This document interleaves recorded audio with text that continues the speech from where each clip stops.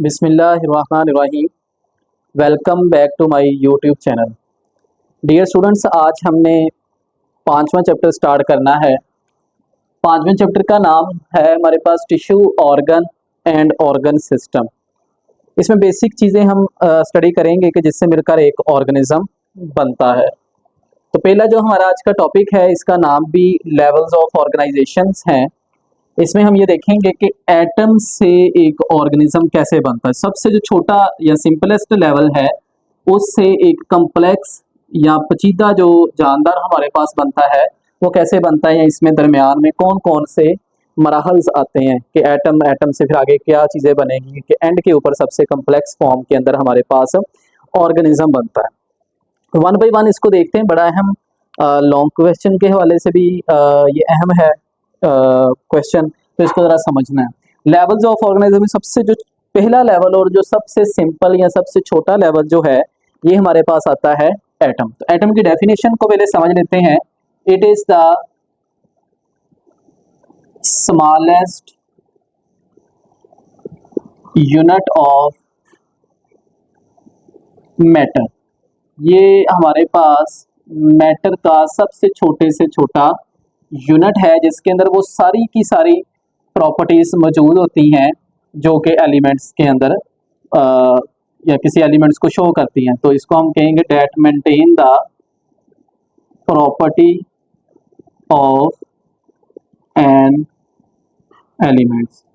ये वो छोटे से छोटा आप कह लें मैटर का हिस्सा है, यूनिट है, जिसके अंदर किसी भी एलिमेंट की तमाम प्रॉपर्टीज जो हैं ये मौजूद होती हैं। अब इसकी अगर हम इधर एग्जाम्पल की बात करें, तो एग्जाम्पल में मैं इसको इधर लिख देता हूँ। एग्जाम्पल में हमारे पास आ जाएगा कार्बन आ जाएगा, इसी तरह से ऑक्सीजन है, इसी तरह से हमारे पास फॉस्फोरस है, या इसी तरह से हमारे पास ये हाइड्रोजन। इस तरह से जितने भी एलिमेंट्स हैं वो सारे के सारे एटम्स ही कहलाएंगे। फिर अब इससे अगला जो लेवल हमारे पास बनेगा, इसको हम कहते हैं मॉलिक्यूल्स। अब डियर स्टूडेंट्स, जो मॉलिक्यूल्स हैं ये कैसे बनते हैं? जब डिफरेंट एटम एक दूसरे के साथ मिलते हैं या काफ़ी सारे एटम्स मिलते हैं, तो मिलकर हमारे पास क्या बनाएंगे? एक मॉलिक्यूल बनाएंगे। अब इसकी भी हम एग्जाम्पल को देख लेते हैं। इसमें जो हमारे पास एग्जाम्पल्स आएंगी, जैसे कि हमारे पास है जी वाटर की एग्जाम्पल, फिर इसी तरह से हमारे पास इसके अंदर एग्जाम्पल आ जाएगी प्रोटीन की। इस तरह से और भी काफ़ी सारे मॉलिक्यूल्स, न्यूक्लिक एसिड है। अच्छा, वाटर की अगर बात करें, वाटर को अगर हम ओपन करके अगर देखें, तो ये हमारे पास कुछ इस तरह से इसका स्ट्रक्चर होता है।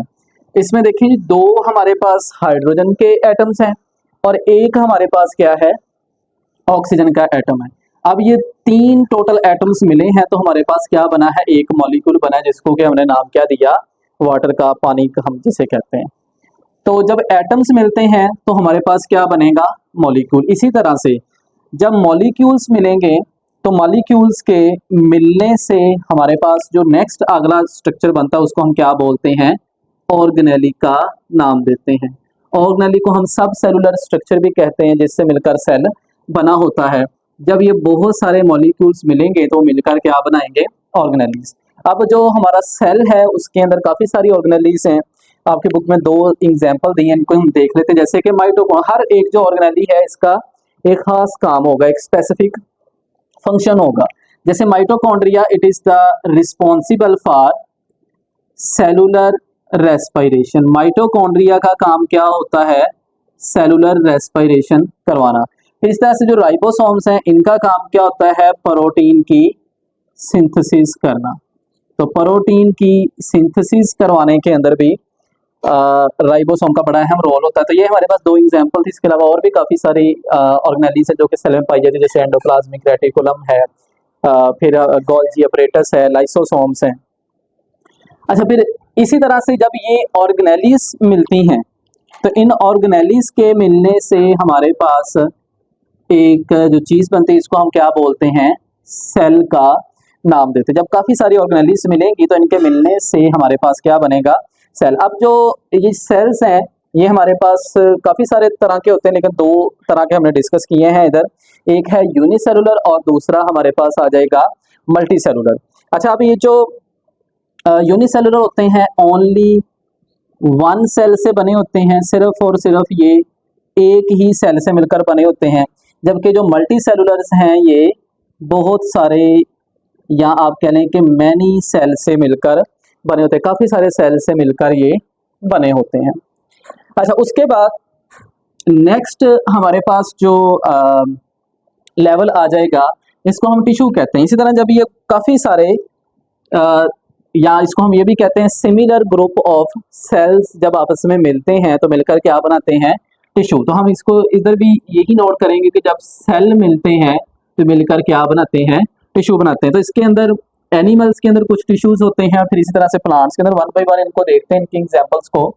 जैसे कि हमारे पास एनिमल्स के अंदर एक टिश्यू है एपिथेलियल टिश्यू। इसका काम क्या है, इसका जो पहला काम होता है वो ये होता है कवर करना सरफेस को, या कवर द, सिंपल इसको आसान हम करके इधर लिख लेते हैं, कवर सरफेस, बॉडी सरफेस को।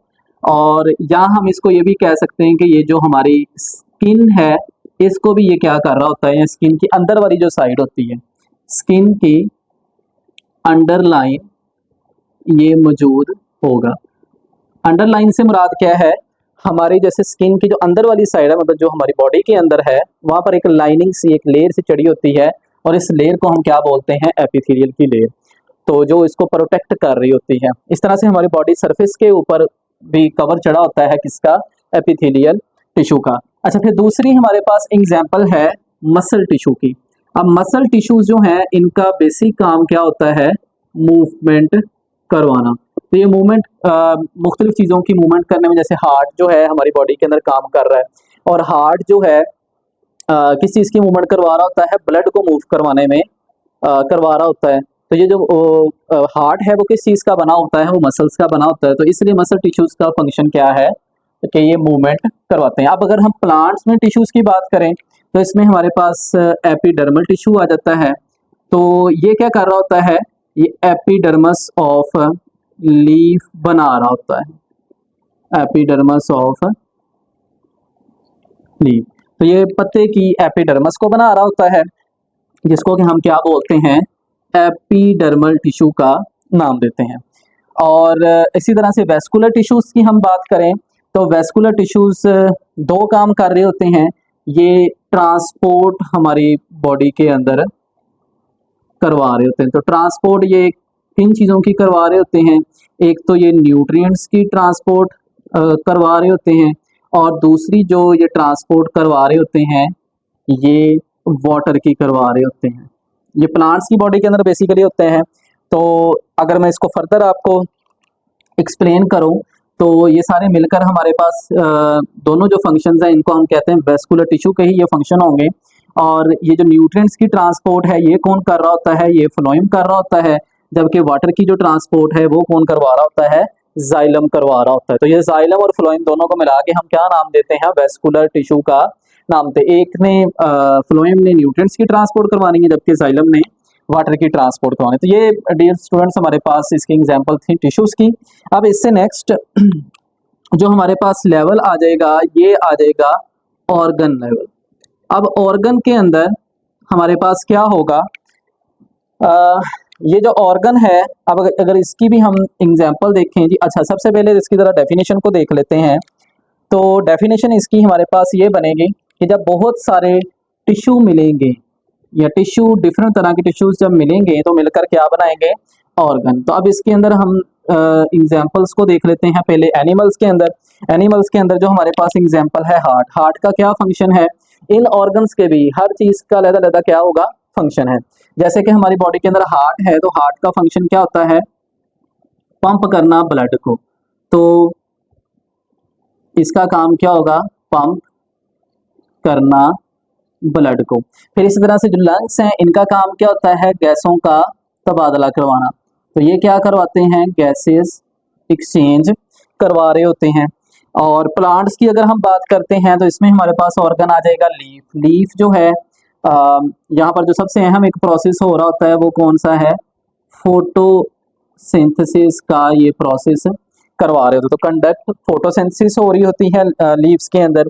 फिर अगर हम रूट्स की बात करते हैं, जड़ों की, तो ये क्या कर रहे हैं, ये अब्जॉर्ब करवा के दे रहे हैं प्लांट्स को। अब क्या क्या चीज़ें अब्जॉर्ब करवा के दे रहे हैं, वाटर को ये ज़मीन से, सोयल से अब्जॉर्ब करके देंगे प्लांट्स को, और इसके साथ साथ ज़मीन से, मट्टी से उनको न्यूट्रिएंट्स को भी अब्जॉर्ब करके ये प्लांट्स को प्रोवाइड करेंगे। तो ये हमारे पास ऑर्गन्स और उसकी एग्जांपल्स आ गई। फिर उसके बाद जो नेक्स्ट हमारे पास लेवल है, इसको हम बोलते हैं ऑर्गन सिस्टम लेवल। अब ये जो ऑर्गन सिस्टम लेवल है, जब डिफरेंट ऑर्गन्स या डिफरेंट काम करने वाले ऑर्गन्स मिलेंगे तो मिलकर हमारे पास एक सिस्टम बनाएंगे, और इस सिस्टम को हम क्या नाम देंगे, ऑर्गन सिस्टम का नाम देंगे। इसके अंदर भी हम एग्जांपल देख लेते हैं। सबसे पहले एनिमल्स के अंदर एग्जांपल है जी हमारे पास सर्कुलेटरी सिस्टम। सर्कुलेटरी सिस्टम किसे कहते हैं, ये जो आपका ब्लड सर्कुलेट कर रहा होता है पूरे के पूरे बॉडी के अंदर। तो सर्कुलेटरी सिस्टम के अंदर ये किस चीज़ की सर्कुलेशन, ब्लड की सर्कुलेशन है, और ब्लड के अंदर क्या चीज़ सर्कुलेट कर रही होती है, एक तो न्यूट्रिएंट्स आ जाते हैं, और दूसरा ये किस चीज़ को सर्कुलेट कर रही होती है, ऑक्सीजन को सर्कुलेट करवाया जा रहा होता है। फिर हमारी बॉडी के अंदर एक और सिस्टम काम करता है, जैसे हम डाइजेस्टिव सिस्टम कहते हैं। उसमें क्या किया जाता है, उसमें ब्रेक डाउन किया जाता है, या हम लिखेंगे ब्रेक किया जाता है किन चीज़ों को, एक तो फूड को ब्रेक डाउन किया जाएगा, दूसरा जितने भी अब्जॉर्ब न्यूट्रिएंट्स होते हैं या जो भी न्यूट्रिएंट्स हमारी खुराक के थ्रू हमारी बॉडी में जाते हैं उनकी ब्रेक डाउन की जाती है, और ताकि वो फिर बॉडी को सप्लाई किए जाएं। प्लांट्स के अंदर अगर हम ऑर्गन सिस्टम की एग्जांपल देखते हैं तो इसमें आ जाएगा रूट सिस्टम। जैसे अभी हमने पहले भी डिस्कस किया, रूट सिस्टम का काम क्या है, एक तो इसका काम अब यहाँ पर एज अ ऑर्गन सिस्टम हम और भी डिस्कस कर लेते हैं, वो है जी एक तो सपोर्ट करना, और दूसरा फिर इसका काम क्या होगा, अब्जॉर्ब करना, नीचे से मट्टी से या नीचे ज़मीन से न्यूट्रिएंट्स को और वाटर को अब्जॉर्ब करना। मैं इधर मेंशन भी कर देता हूँ, ये जगह थोड़ी है, वाटर को और इसी तरह से न्यूट्रिएंट्स को ये क्या करते हैं, अब्जॉर्ब करते हैं।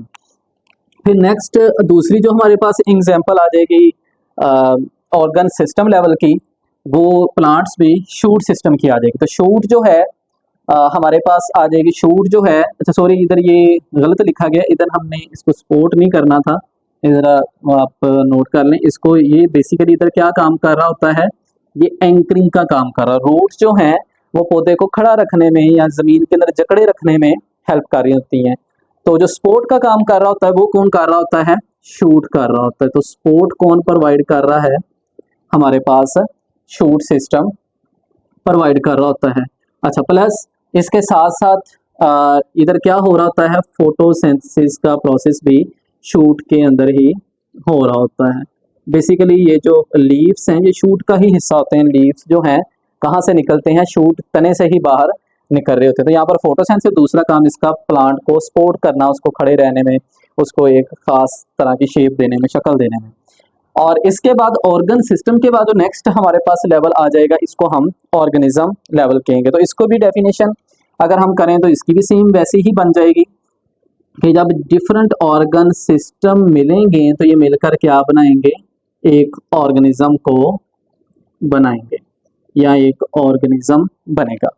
अच्छा, अब ये जो ऑर्गेनिज्म है इसकी अगर हम एग्जांपल लिखें तो ये, जैसे हम एनिमल्स की बात कर रहे हैं तो उसमें कोई सा भी आप एनिमल्स लिख सकते हैं, या आप ह्यूमंस की एग्जांपल दे सकते हैं।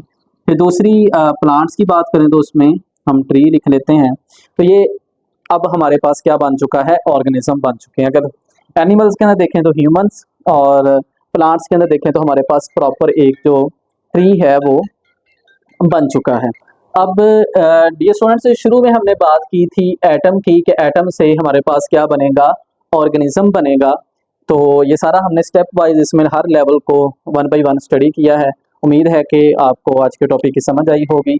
नेक्स्ट लेवल के साथ नेक्स्ट टॉपिक में हम मिलते हैं। थैंक यू एंड अल्लाह हाफिज़।